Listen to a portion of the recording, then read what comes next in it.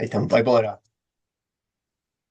Una cuestión, te quería preguntar si como complemento y finalizamos lo anterior. ¿Viste Anatomía de un instante la serie? No, El libro. tampoco. Pero el libro no, por una cuestión que, Javier Cercas, me pasa que cuando un libro se habla tanto de eso, es como que me ha pasado con series de verlas muchos años después y decir, ah, mira qué buena, pero es que como que en el momento del furor, no.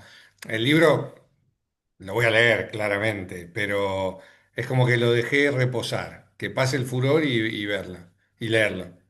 Digo, en los últimos 10 15 años el cine español ha revisado de alguna manera la década del 80 y demás.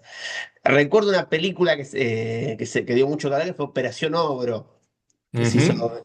Es una visión absolutamente idealizada sobre lo que pasó, donde ellos se ponen a hablar y José Cristiana hace como está todo cubierto de tierra, hace todo un monólogo donde le dice a Volonté por qué hay que matarlo a Carlos Blanco.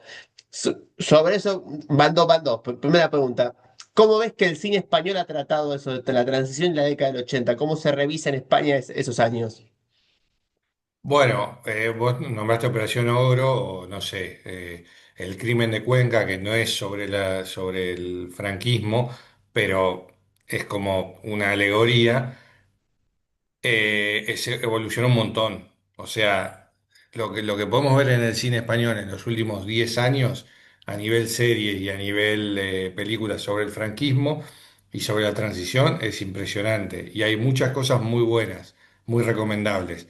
Desde series como El robo al Banco Central, que es una situación que ocurre en Barcelona, en plena transición, donde unos ladrones roban un banco.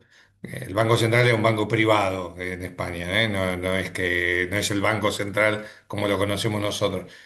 Y se cree que ahí hay archivos, no solo entran a robar dinero, no se sabe lo que pasa. Eso está muy bien recreado. Después, eh, todos los telefilmes que se hicieron sobre Adolfo Suárez, sobre el Rey, sobre el 23F, la verdad que están muy bien. Y especialmente conviene hacer un matiz. Los que hablan sobre ETA, por ejemplo, la Patria, ya están como muy desacomplejados.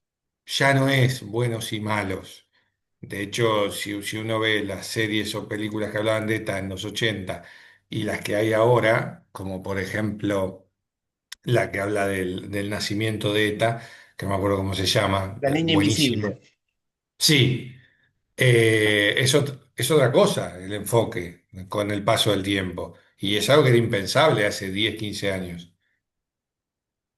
De alguna manera, lo que se ha dejado digamos, la década del 80 cuando hablábamos de esa izquierda que estaban, bueno, digamos, sectores liberales que de alguna manera se decían de centro y demás, se ha dejado también de romantizar digamos, lo que estaba pasando por abajo. Por poco se habla, por ejemplo, de la lucha obrera o lucha obrera contra Felipe González y eso el cine no lo ha mostrado más una visión en su momento idealizada de la ETA, ¿no? Claro, la semana pasada vi una película muy, muy buena que es sobre una guardia civil infiltrada en ETA. Y te muestran la vida de la mina sin ningún complejo. Y en paralelo te ponen imágenes de archivo de atentados de ETA, aunque algún atentado en la historia de la humanidad pueda tener algún viso de justificación, precisamente lo que te muestran ahí no tiene ninguna. Por ejemplo, la bomba en el supermercado en Barcelona o asesinar en su despacho a un profesor de derecho, que no tiene ningún sentido. Y creo que en ese aspecto hay un cambio de mentalidad, tanto en la gente como en las productoras de cine, de series, etcétera, en las plataformas. ¿Se puede decir que eran de izquierda los de ETA o que eran de alguna manera? Porque también a partir de un momento veo muy de manera muy extraña la ETA, porque empieza a matar profesores, empieza a matar, como que parecen como una especie que hay como una marca que se llama ETA, y después hay como grupitos así de donde No, utilizan la marca y como que es como una especie de confederación digamos, de bandidaje, como una cosa así, ¿no? Una cosa medio no, rara. ahí vamos para adelante y después para atrás. Lo de matar profesores, como decís vos, es parte de una política adoptada por ellos que se llama la socialización del conflicto. Esto es la socialización del dolor o la socialización del conflicto. Esto es, para que nos presten atención a nuestra lucha, bueno, vamos a sufrir todos. O sea, va a morir gente que va a servir para que se den cuenta de lo que está pasando. ETA originalmente es un grupo armado que surge propendiendo a la independencia del País Vasco, el territorio que ocupa parte en España y parte en Francia. El tema es que el objetivo final siempre fue hacer una república socialista en el País Vasco, no la mera independencia. Eh, Durante algún tiempo se vendió exitosamente como la resistencia al franquismo, pero basta ver la cantidad de gente que mata a ETA durante el franquismo y la que mata en democracia y se cae el argumento por el propio peso. Mataron mucha más gente en democracia que durante el franquismo. Eh, en el franquismo, si se quiere, los atentados iban más para el lado de las fuerzas del orden, de las fuerzas represivas, como decían ellos, y ya después en democracia se desmadra la cosa totalmente, asesinan concejales, un exministro de salud. Cuando yo vivía en España asesinaron a un ex concejal socialista que estaba trabajando en una cabina de peaje, o sea, un tipo de pueblo, no un político enriquecido que lo fueron a buscar a la casa. Entonces, sí, los postulados originales son esos, la independencia del País Vasco y posteriormente deviene en una banda de fascinerosos, claramente, que hoy en día no los reivindica nadie, ni los propios, no está bien dicho así, pero vamos a simplificarlo, ni los propios herederos políticos, lo que es la antigua Batasuna, ya no reivindican nada. La izquierda adversale, digamos. La izquierda Berchale, exactamente. Hoy en día, todo el que tuvo que pedir perdón ya pidió perdón. Yo sé que desde algunos sectores se dice, los herederos de ETA están en el Congreso, pero eso no es cierto. De hecho, algunas de las figuras más conocidas de la izquierda Berchale tuvieron problemas con ETA, precisamente por rechazar ya las armas. ETA tiene un gran cisma cuando llega a la democracia porque gran parte de la organización dice, hasta acá llegamos, listo, esto era hasta ahora. Después hay que hacer política. Y bueno, a muchos de ellos también los mataron, ¿eh? También digamos que, a ver, después de la caída de la Casa Madre, que es Moscú en el 91, lo que quedan de los grupos guerrilleros a nivel internacional son más pistolerismo, más que otra cosa. Sí, de todos modos, ETA nunca tuvo mucha relación con Moscú. Esta tenía más relación con los grupos armados alemanes, incluso con la OLP, con el IRA, iba más por ese lado. Que bueno, todos esos grupos fueron desapareciendo también, con lo cual se quedan sin apoyo casi.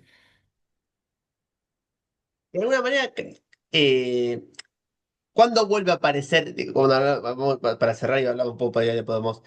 Digamos, ya dijimos que Felipe González es, digamos, un socialdemócrata, es un liberal, que por ahí tiene algunas políticas culturales de izquierda, de impulso al cine y demás, pero Ujú. en términos económicos puede dialogar con el liberalismo económico. Es el ¿Cuándo tipo vuelve? que ¿Qué? privatiza todas las empresas públicas españolas, vamos a decirlo claro. O sea, Sí. España se desindustrializa con el Partido Socialista, punto. Después sí, lo que decís vos es súper interesante. La cultura, la moda, perfecto. Pero es el tipo que vende España al mejor postor. Y de alguna manera, a ver, la izquierda española, el Partido Comunista desaparece. Carrillo queda como una pieza de museo también. Digo, ¿cómo es esa izquierda de la década de 80 y del 90? Los No, proyectos contemporáneos. Carrillo queda convertido en una especie de anciano sabio, pero en el ostracismo por parte de su partido. eh, y el PC se funde acá viene un proceso un poco complejo, pero bueno, en un partido grande, un frente llamado Izquierda Unida, y en Izquierda Unida confluyen republicanos, socialistas de izquierda y el PC. El PC, digamos que es el partido más importante de Izquierda Unida, pero lo que pasa, digamos, la transición más importante es cuando el PC pacta con Podemos. Entonces, ahí ya se da un rejunte un poco más complejo entre gente que viene de las manifestaciones estudiantiles, las protestas en las universidades, el 15M, no me acuerdo el nombre, el 15M, cuando la gente sale a la calle, etcétera, y el Partido Comunista tradicional. Y ahí se dan conflictos internos muy importantes, porque pasamos de las reivindicaciones de clase típicas del Partido Comunista a todas las cuestiones de género, de feminismo, etcétera, que yo no entro a valorarlas, digo, se da un choque entre el sector más conservador de la izquierda española y estos nuevos movimientos que confluyen, eh, llegando a tener cotas de poder muy interesantes, pero bueno. eh, También mucha gente se va del PC diciendo esto no es para lo que yo estaba acá. Yo, por ejemplo, no sé, Zapatero, que de alguna manera es el nuevo hombre del PSOE, de alguna manera, cuando se da la ola rosa en América Latina, sabe vincularse con la ola rosa y tiene algunos, así, en Naciones Unidas, algunos discursitos en contra de Bush, como que está un poco más a la No, izquierda que Felipe pero es González. que Zapatero y Sánchez en ese sentido fueron muy hábiles, eh, para palpar de dónde venía el viento, para dónde iba la ola, y se subieron a eso. En el caso de Zapatero, no integrando a esos sectores al gobierno, o sea, no del todo, pero en el caso de Sánchez sí. Por eso Sánchez tuvo y tiene los ministros que tiene. Zapatero era una cuestión más de lo que estaba en el aire, pero siempre se apoyó en el PSOE clásico. Por ejemplo, sacar las tropas de Irak, eso fue una posición positiva. Sí, eso era, a ver, ahí hay una construcción, si se quiere, sociológica en la que se da a entender que los atentados de Atocha, de 2004, el 11M, el 11 de marzo de 2004, yo no digo que yo crea esto es lo que se construye a nivel colectivo, que esos atentados son consecuencia de la participación española en Irak. Entonces, para cuando Zapatero gana las elecciones, eso era una promesa electoral, básicamente. Yo asumo y saco las tropas, algo que no fue muy bien visto en Estados Unidos, pero bueno, ya venía de antes de cuando en el desfile del 12 de octubre, Zapatero, jefe de la oposición, cuando pasa la bandera estadounidense, se queda sentado ostensiblemente y eso en Estados Unidos no gustó demasiado. Zapatero, que en términos económicos, que fue más intervencionista, como en términos económicos que fue. Zapatero fue menos intervencionista que Sánchez.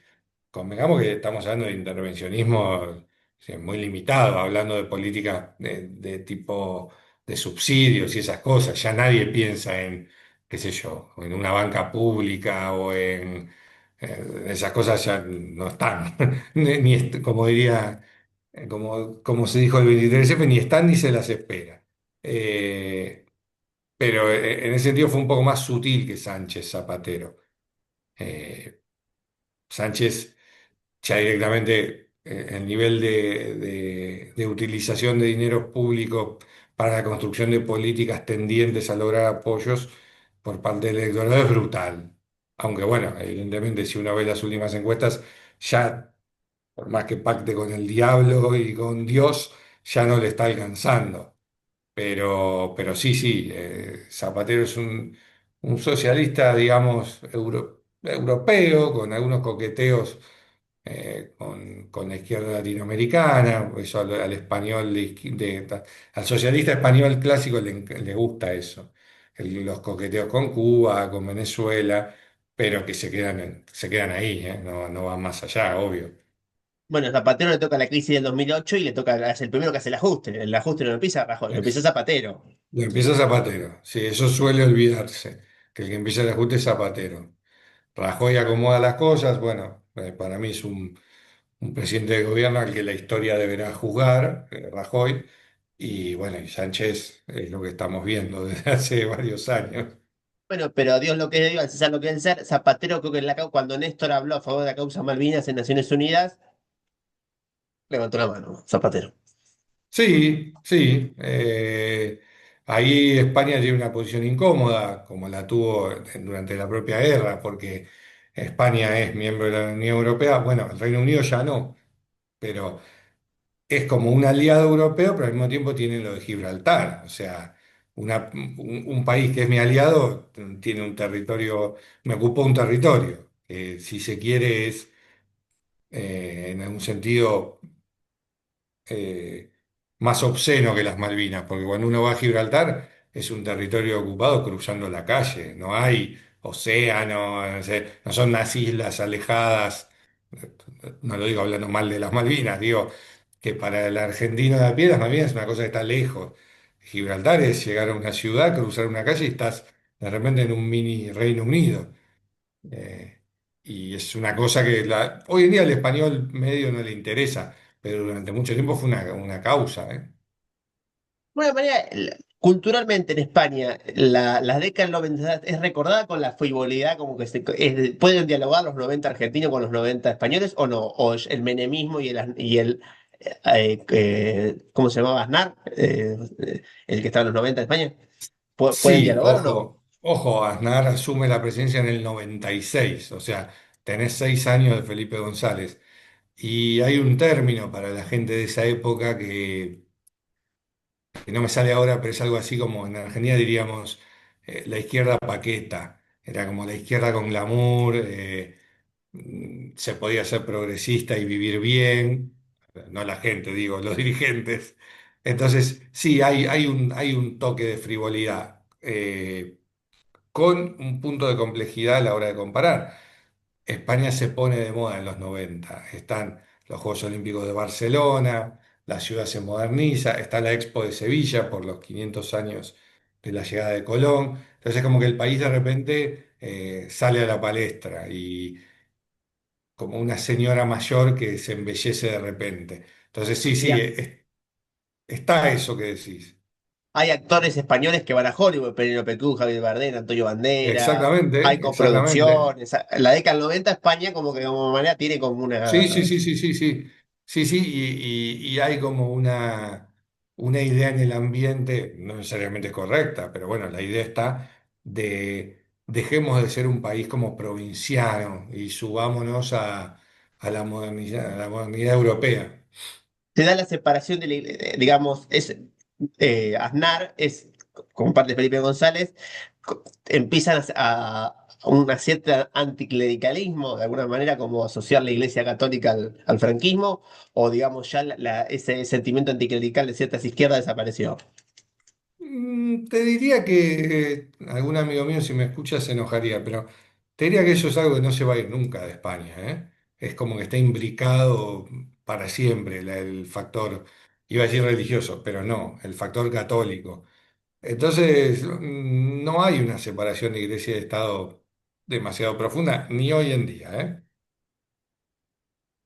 Te diría que el que empieza más en profundidad con eso es Zapatero y luego Sánchez, Felipe González y Aznar. Bueno, Aznar desde ya que no, pero Felipe González no toca beneficios de la iglesia ni se mete con la iglesia. De hecho, hasta el día de hoy tengo entendido que en la zona, en el interior de España, la Iglesia Católica tiene mucho peso político. Sí, desde lo social sobre todo. O sea, no es que no es que haya un partido político de la iglesia, la democracia cristiana no existe, lo que hay ahí está dentro del Partido Popular, pero es como que la iglesia, hay una expresión española que es con la iglesia hemos topado, que acá sería impensable, que es queríamos hacer esto y nos chocamos con la iglesia.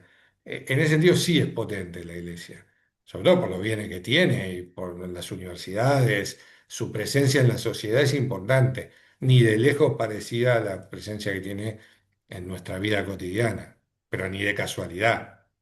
O sea, no se va a colapsar una ciudad en Argentina por procesiones de Semana Santa. En España sí. De alguna manera, y para finalizar, podemos, digamos, había un pensador español muy polémico que se llamaba Gustavo Bueno, yo recuerdo haberlo Ujú. escuchado por YouTube, y era un gran jugador de títulos, decía que hay muchos tipos de izquierda, y decía que lo que triunfa después del 2001 es la izquierda indefinida, como una especie de ideas contrarias al capitalismo financiero, pero que internamente no terminan de cuajar en políticas concretas, como una especie así digamos, de antisistema romántico. ¿Cómo se caracteriza a Podemos? Que tiene hombres interesantes, a mí me parece un tipo interesante, Pablo Iglesias es un tipo de gran formación política, o sea, que se puede discutir y tener una charla interesante, pero de alguna manera no deja de ser un docente universitario, le falta la comisión interna de una fábrica, le falta, digamos, la voz social, cómo se ve esa izquierda indefinida, también pequeño burguesa. Bueno, dos cosas. Primero, de eso que decís muy acertadamente, le falta la comisión interna de la fábrica. Eso viene de la mano de la desindustrialización y del descrédito de los sindicatos en España. Eso provoca que los líderes políticos de izquierda no sean obreros, básicamente. Son académicos o profesores o académicos o dirigentes estudiantiles, como es el caso de Rejón, pero no son.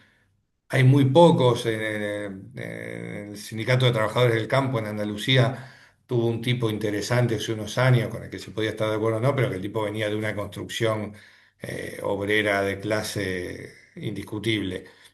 Entonces, sí, eso de lo que decís de bueno está bien. Hoy en día la izquierda es como una identidad, como un pin que uno se pone, yo soy de izquierda. En algunos puntos llegando a actitudes reaccionarias, porque apoyando, yo que sé, a Irán, que es algo que la izquierda clásica jamás hubiera apoyado, desde que es una teocracia para abajo, en el trato a las mujeres, todo, el sistema de gobierno, etcétera. Entonces sí, hoy en día la izquierda en España se diría que es como una actitud ante la vida, pero no en el sentido global del término, sino más bien como yo soy de izquierda, porque está bien, porque hay que ser de izquierda. Es como contaba la otra vez una anécdota de Fernando Paz de una mujer en el supermercado que decía, gobernando Sánchez, ¿no? Ahora, esto hace un mes, 2 meses. Mirá cómo está esto, mirá cómo está lo otro, es un desastre, qué sé yo. Pero ¿a quién hay que votar? Porque si no vienen los otros. Entonces es como que la izquierda todavía tiene lo que yo llamo, bueno, no yo, mucha gente, pero como ese triunfo cultural que perdura en el que la izquierda es lo que está bien y la derecha es lo que está mal. Eh, pero no hay un espesor sólido en cuanto a lo que es ser de izquierda. ¿Qué es ser de izquierda hoy en día, no? Eh, Digamos, la intervención del Estado en la economía, la cuestión obrero-sindical y de alguna manera Ujú. las reivindicaciones de clase han sido tomados por partidos de las nuevas derechas en toda Europa hace por lo menos 10 años. Le Pen es más intervencionista que Macron, digamos. No, no tengo sin ningún tipo de dudas. Totalmente de acuerdo, no hay nada que decir ahí. Mucho más intervencionista que Macron. El tema es que los inmigrantes ilegales están a ver, que están llegando que llegaron a España y a Europa desde hace 10 años por lo menos en cantidades imposibles, también es el nuevo proletariado, porque de alguna manera el envejecimiento europeo también pues, genera una discusión de cómo sostenemos un continente tan viejo. Eso de alguna manera es el gran talón de Aquiles de la derecha, porque yo escucho a hombres de la derecha española decir, no, los inmigrantes, pero ya no tenés un proletariado joven vinculado al sector industrial, o sea, ya como en la década del 60, digamos que, y me imagino voy a Sevilla y me podía encontrar en la parroquia muchos chicos de jóvenes, con consumos similares, integrados al sistema, eso ya no está. Entonces digo, también hay un talón de Aquiles en el propio desarrollo capitalista español, digamos, de la Europa, porque Alemania es otra cosa, pero ¿qué pensás de eso? No, el proletariado, digamos, eh, que nace de las corrientes migratorias, primero que son trabajadores fundamentalmente de servicios. Segundo, que en muchos casos son mano de obra no calificada que viene con otro tipo de idiosincrasias, ya sea porque vienen de África, ya sea porque vienen de países sudamericanos, ejemplo Ecuador, donde las corrientes migratorias no son, esto no es ni discriminar ni mucho menos, los inmigrantes ecuatorianos en España no tienen nada que ver, por ejemplo, con los argentinos. Estoy generalizando, ¿no? Son personas que en general no se cuestionan demasiado las cosas, que lo que quieren es vivir bien, con todo derecho, obviamente, pero que no va a salir de ahí ningún tipo de movimiento contestatario, ni de nueva, digamos, eh, rebelión social, por así decir.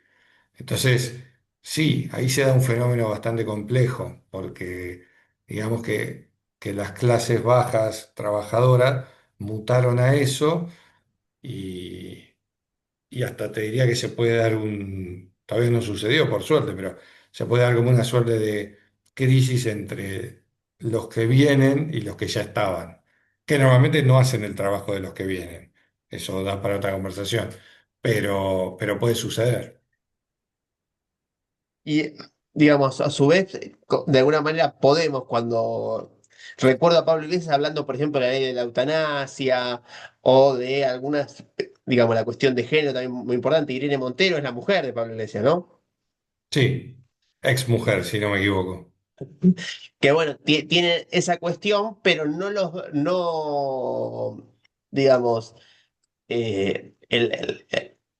Errejón, que es verdaderamente que sí sé que es marxista y tiene como una cosa más dura, más materialista y dialéctica, ha quedado más para el costado. De alguna manera, Pablo Iglesias han sido los dos más vinculados, como decíamos, a proponer ir a los Goya con el cine o proponer, digamos, la eutanasia que otra cosa. Como que es un lugar también de pertenencia, pero también no. Digo, esas políticas de género sirven a la derecha y a la izquierda de alguna manera, porque Macron cuando quiere No, acercarse acá. Errejón en ese sentido es un tipo mucho más sólido. Él piensa en otras cosas. Piensa en la división del trabajo, piensa en la política industrial. Lo de Pablo Iglesias en ese sentido es más no me gusta decir para la galería, porque esas leyes que vos nombraste son importantes, pero digamos que la ley del aborto, por decir tres temas, digamos que el aborto, la eutanasia y el matrimonio entre personas del mismo sexo, la unión civil o como lo quieras llamar, no cambian digamos, la dinámica económica, estructural de la sociedad. Perdón, quiero decir, sí, las valoro en lo que son, pero no pueden ser el eje de una política progresista. Pueden ser medidas importantes, como, no sé, la ley de divorcio acá en el 87, pero bueno, haces del divorcio una política de Estado. Sí, o por ejemplo, una discusión interesante que se dio con Vox, que también es un tema interesante, es que, por ejemplo, las leyes de género, si lo pensamos en sexo, los de Podemos son hombres y defienden ese tema. Pero las que defienden, o sea, las que toman posturas más conservadoras son mujeres. Vox tiene una gran cantidad de mujeres alrededor, porque de Sí, alguna manera en los colegios, por ejemplo, que lleven burka o cosas, las mujeres musulmanas, genera rechazos en las familias más católicas y demás. Pero digamos, en Vox termina teniendo una posición, digamos, defendamos que las chicas no tengan que tener burka en los colegios y quedan en posiciones raras los de la izquierda, pues tampoco saben qué hacer con eso. Digo, o inclusive estaba leyendo un artículo que el consumo de alcohol bajó mucho en los países europeos por la llegada de ujú, inmigrantes musulmanes, que también exacto, tiene en la integración en el cosmopolitismo, porque también terminan siendo europeístas de izquierda, terminan teniendo posiciones favorables a la Unión exacto. Europea, siendo que la Alemania está haciendo, están teniendo una relación casi cuasi colonial, le dan materias primas y le reciben productos industriales. Exacto, y es lo que decíamos antes de cómo la izquierda termina cayendo en posturas, si se quiere, reaccionarias. No sé, en Francia no hay entre comillas, no hay ningún problema con eso. No, no se puede entrar a un aula con algo que te identifique a nivel religioso, punto. Y nadie se lo cuestiona. Y ahí la izquierda queda como medio atrás mano. Y de alguna manera, para cerrar, Sánchez, digamos, el independentismo catalán o la vinculación con los independentismos también había sido un elemento, por ejemplo, el nacionalismo vasco había sido vinculado siempre con Estados Unidos o con Inglaterra, y el catalanismo tenía también qué sé yo, había perjurado, había sido una zona muy beneficiada por el franquismo, por ejemplo, pero digo, los de izquierda, los del PC, no eran, rechazaban los independentismos. Hoy, ¿cómo se vinculan los independentismos de vuelta con España? Digamos, ¿cómo está el independentismo catalán con Sánchez? Bueno, parte del independentismo ahora está enfrentado con Sánchez, incluso se habla de una moción de censura que la apoyarían los de Junts. Pero históricamente, salvo la locura de 2017 del proceso independentista con el referéndum, históricamente el nacionalismo periférico en España, el vasco, el catalán y en mucha menor medida el gallego, eh, tiran, pero no tensan, pero no rompen la cuerda, porque lo que quieren básicamente es dinero. El problema es que, por ejemplo, en el caso vasco ya no hay mucho más que dar. O sea, los nacionalistas ya están pidiendo cosas que el Estado central no les va a dar nunca. No sé, una aduana con políticas migratorias propias, eso no va a pasar. Pero el caso de Cataluña, que si se quiere es más civilino, porque el independentismo catalán tuvo dos o tres bastante irrelevantes organizaciones armadas, nada que ver con ETA, eh, va por otro lado. Durante muchos años, en la época de Jordi Pujol, lo manejaron con el tema del dinero y a partir del dinero apoyar a alguno de los dos partidos, o al PSOE o al PP. Realmente al Antes. PP. Sí, pero ahora últimamente al PSOE. Van basculando según qué les convenga. Y ellos te lo dicen, ¿eh? Es lo que le convenga. Bueno, ellos te dicen lo que le convenga a Cataluña, pero es lo que les convenga a ellos. Y a partir de ahí saltan de un lugar a otro. ¿Y Sánchez qué, para finalizar, qué ideológica, cómo es la política de Sánchez en términos económicos, políticos, y para, si me tenés que hacer una identidad de Sánchez y con eso terminamos? Sánchez es un tipo sin carga de valor, muy astuto, muy hábil, que yo creo que su principal, digamos, su principal meta y su prioridad máxima es conservar el poder. Si se tiene que aliar con, no sé, eh, Pol Pot, lo va a hacer. El tema es que se está quedando sin cartas para jugar, pero es un tipo que ha demostrado un nivel de, viste, como el T-1000 en Terminator 2, que parece que está destruido y renace según en las gotitas. Bueno, es un tipo que ha demostrado una capacidad de supervivencia y de resiliencia, como se dice ahora, impresionante. Eh, no es una persona con un espesor intelectual digno de mención, pero es un tipo muy, muy inteligente. Queda por ver el día que pierda el poder, cómo lo va a recibir su partido, porque el PSOE no es un partido que sea muy cariñoso con los que se van. Pero bueno, Se puede decir de alguna manera que inclusive la monarquía ha servido en los momentos en donde el sistema de partidos falló para conservar el sistema, porque inclusive hubo un año sin gobierno y lo propio Pablo Iglesias reconoció el rol del rey, logrando formar gobierno en 2014, 2015, cuando hubo un es año sin que, presidente. es que para eso está la corona en la Constitución, así que sí, sí, sí, sí, el papel es ese. Republicanos casi no quedan en España, ¿no? Bueno, casi no quedan, parece que estamos hablando de republicanos del 31 al 36, pero no, mucha gente se empezó a cuestionar el papel de la corona, sobre todo cuando los escándalos de corrupción, pero antes no, porque hay mucha gente que te dice, yo no soy monárquico, soy juancarlista, gente que ya está muy mayor. Es como que se valoró el papel del rey, de ese rey, y cada tanto la figura de la monarquía se ve cuestionada, sobre todo cuando las cosas como son, en momentos de crisis económica, si no la gente no piensa en esas cosas. O sea, la gente piensa en cuánto gasta, yo qué sé, la familia real cuando no llegas a fin de mes, si no, es como parte del decorado.